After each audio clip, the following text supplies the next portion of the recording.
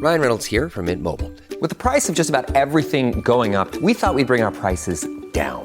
So to help us, we brought in a reverse auctioneer, which is apparently a thing. Mint Mobile Unlimited Premium Wireless. How to get 30, 30, bit to get 30, bit to get 20, 20, 20, bit to get 20, 20, bit to get 15, 15, 15, 15, just $15 a month? Sold! Give it a try at mintmobile.com/switch. Upfront payment of $45 for 3-month plan, equivalent to $15 per month required. New customer offer for first 3 months only. Speed slow after 35 gigabytes if network's busy. Taxes and fees extra. See mintmobile.com. Now, it's Everything is Golden on the Red Apple Podcast Network. Here is your host, James Golden, a.k.a. Bo Snerdley. My friends, welcome to Everything's Golden. This week, let's talk about an article, well, it actually was an op-ed in the Washington Post.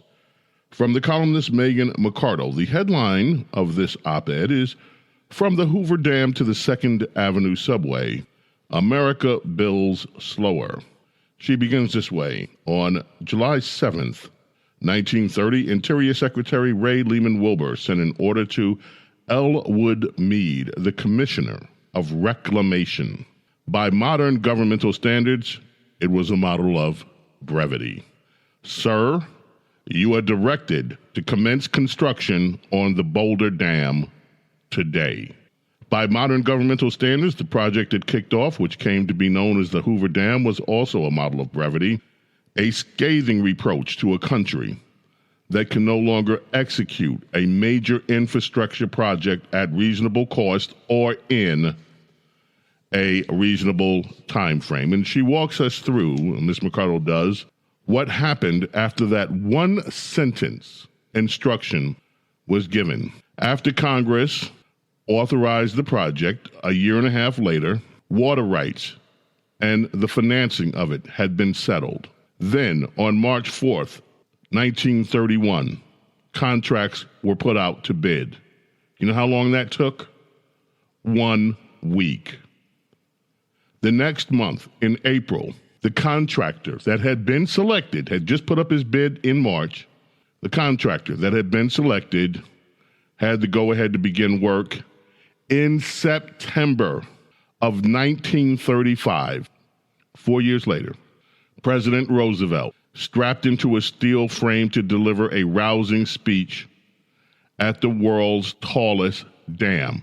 It had been completed 2 years ahead of schedule. What would that cost in today's dollars, the Hoover Dam? You're going to be surprised, I think. $2 billion. Now, compare that, as Ms. McArdle does, to what's happening with the New York City project. One project in New York City, the New York 2nd Avenue subway line.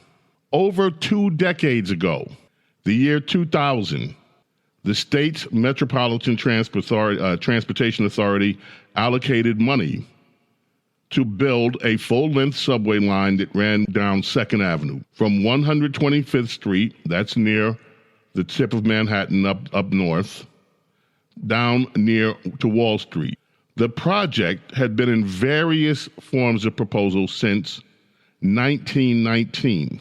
It took 7 years alone for the agency to get the financing, pass the environmental reviews, secure federal approval, and then in 2007, ground was broken. The first phase of it, 3 new subway stations, 1.8 miles. To build 1.8 miles took 10 years. 5 years longer than expected. Remember what we said that the Hoover Dam would cost by today's standards? $2 billion. Well, this 1.8 miles, $4.5 billion. If you complete the whole 8.5 mile project, the estimate right now is that it would cost $17 billion. And who knows how long it will really take. If you went on a road trip and you didn't stop for a Big Mac or drop a crispy fry between the car seats or use your McDonald's bag as a placemat, then that wasn't a road trip. It was just a really long drive. Ba-da-ba-ba-ba. At participating McDonald's.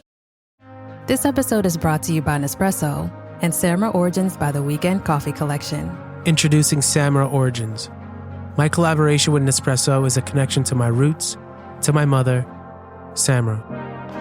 Coffee that hits the right notes. It transports you. Crafted with unique notes and bold, soaring flavors. Experience a taste that moves you. Nespresso and Samra Origins. Discover more at Nespresso.com. This episode is brought to you by Greenlight. Get this. Adults with financial literacy skills have 82% more wealth than those who don't. From swimming lessons to piano classes, us parents invest in so many things to enrich our kids' lives. But are we investing in their future financial success? With Greenlight, you can teach your kids financial literacy skills like earning, saving, and investing. And this investment costs less than that after-school treat. Start prioritizing their financial education and future today with a risk-free trial at greenlight.com/Spotify. Greenlight.com/Spotify. Now, Ms. McCardle says, to be fair, you have to remember that the new subway stations are in the middle of the world's most expensive real estate. The Hoover Dam was built on an uninhabited desert. And these days, we care more about safety than speed. About 100 workers died building the Hoover Dam. 2nd Avenue subway, so far, no fatalities. But those realities, she says, are no excuse. The men, I'm surprised she was able to write that there, the men who erected the dam in the desert had to build their own support system from a road to the site to a town that housed the workers. The world's largest dam at the time also required a lot of custom engineering. But there was a different attitude in the country back then, a very different attitude. And that is what Ms. McCardle wonders if we can get back to. She notes that when interest groups get involved, if they're just a bunch of nice, well-meaning people whose demands are reasonable, that's fine. But when they aggregate, they become impossible. And that's whether you're on the right or the left. She says the good news, Ms. McCardle does, is that it's not too late. We can do better when we want to do better. June 11th of this year, many of you know about this story, gasoline tanker caught fire underneath I-95 right outside of Philadelphia. It weakened the steel and caused the bridge to collapse. We heard that the road would take months and months and months to rebuild. Traffic's going to be terrible. Turns out, people got motivated. Planners threw together a temporary relief plan using recycled glass, paving that will hold until the full work can be completed, and part of that roadway now opens again. So what's the point of all this? The point is that a lot of the problems that we face are problems of mindset. Yes, there are obviously problems of big government, of regulations, of over-regulations.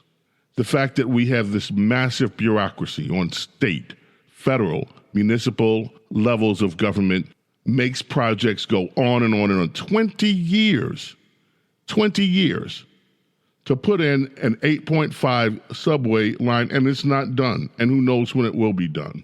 But just as the mindset has slowed down, just as the mindset tells us that it will take 20 years or 25 years to do a project, if there were the political will, we could become the America that built the Empire State Building in a few years. It didn't take long. They built the Hoover Dam. You think about the effort that we did as a nation during World War II to actually, and in World War II, remember something, folks, we did not have the interstate highway system that we had today.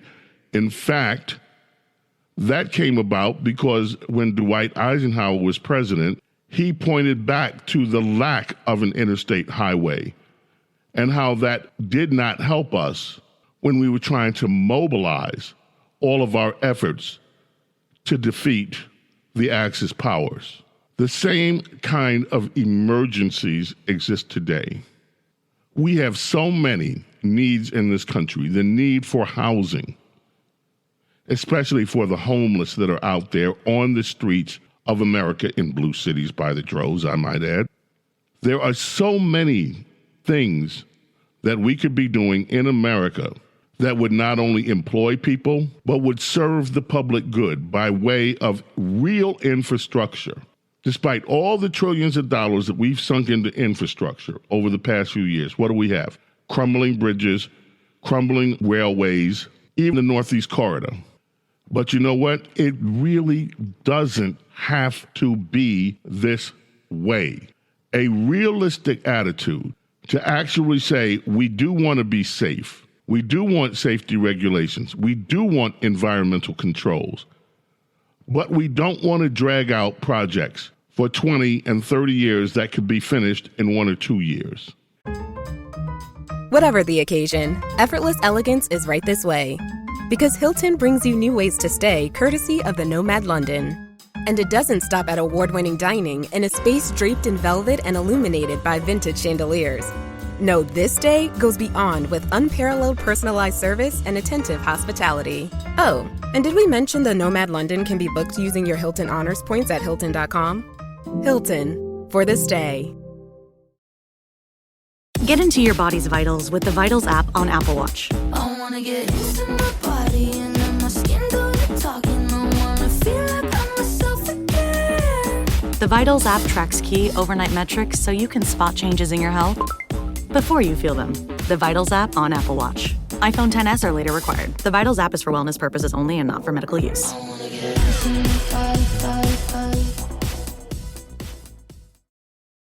Finding a new job is stressful. But with Indeed, it doesn't have to be.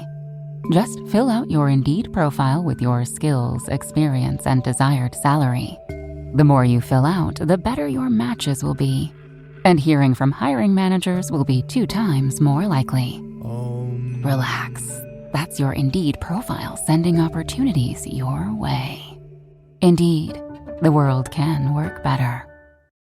If we approach this from the American can-do attitude that used to be part and parcel of the American vision, the American social compact, that we are a nation of doers, that we can do things, that attitude alone would lead to the necessary steps that it takes to deregulate in a smart way where it makes sense to deregulate, to make sure that people could be employed in big vision products, to make America more competitive, to reward innovation, design, technology, leaders.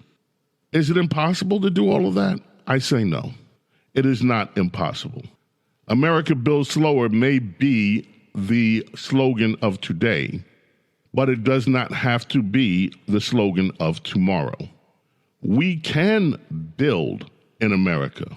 And when American talent is unleashed and freed, we can build better than anyone else in the world. James Golden, Bo Snerdley here with you. Yes, we can build. That's it for this edition of Everything's Golden. We'll see you next week.